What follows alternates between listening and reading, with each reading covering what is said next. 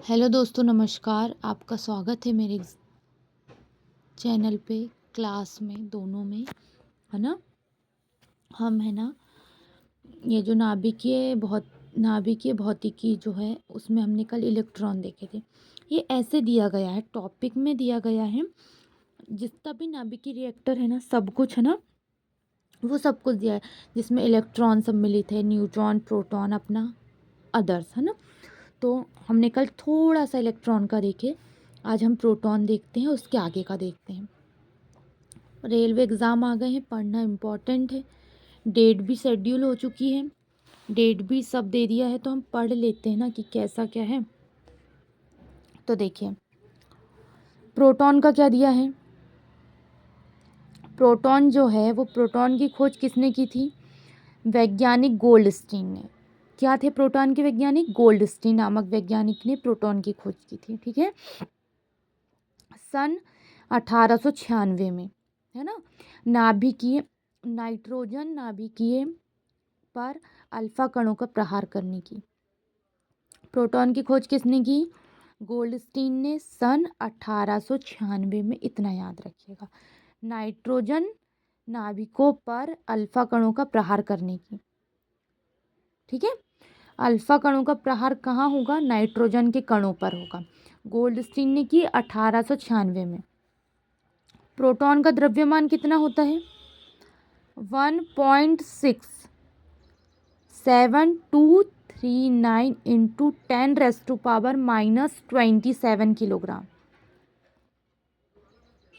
क्या होता है प्रोटॉन का द्रव्यमान? 1.6729 इंटू 10⁻⁻⁻27 किलोग्राम। आवेश 1.6 इंटू 10⁻⁻19 कूलाम धनात्मक होता है। यह एक अतिसूक्ष्म कण है ना। इसका उपयोग कृत्रिम तत्वांतरण में होता है। प्रोटॉन का द्रव्यमान और आवेश जो कूलाम में है वो याद रखिएगा। यह बोलिएगा कि यह एक अतिसूक्ष्म कण है, इसका उपयोग कृत्रिम तत्वांतरण में होता है। इतना प्रोटॉन के बारे में याद रखना है, ठीक है। न्यूट्रॉन पे आते हैं। न्यूट्रॉन का ये है, तो न्यूट्रॉन की खोज अंग्रेज वैज्ञानिक जेम्स चैडविक ने की थी, ठीक है। अंग्रेज वैज्ञानिक जेम्स चैडविक ने की थी न्यूट्रॉन की खोज सन 1932 में। बेरिलियम पर अल्फा कणों का प्रहार करके की। मतलब वैज्ञानिक थे जेम्स चैडविक, जिन्होंने न्यूट्रॉन की खोज की थी 1932 ईस्वी में। बेरिलियम पर जो है वो अल्फा कणों का प्रहार करने के लिए किसने? न्यूट्रॉन की खोज की थी चैडविक ने। यह एक आवेश रहित कण होता है, इसमें कोई भी आवेश नहीं होता, ना प्लस ना माइनस। एक आवेशहीन रहित, मतलब आवेश नहीं रहता इसमें, है ना, वैसा कण है ये। इसका द्रव्यमान 1.675 इंटू 10⁻⁻27 किलोग्राम होता है। कितना होता है?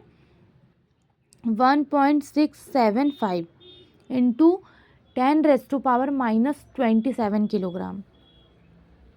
इसकी भेदन क्षमता, मतलब इसकी भेदन क्षमता अत्यधिक होती है। ये भेद मतलब बहुत, निशाना बोलते हैं ना, भेदन क्षमता, वो उसकी बहुत अत्यधिक होती है। इसका जो कैंसर में की जो चिकित्सा और नाभि के विखंडन होता है ना, उसमें न्यूट्रॉन का प्रयोग किया जाता है।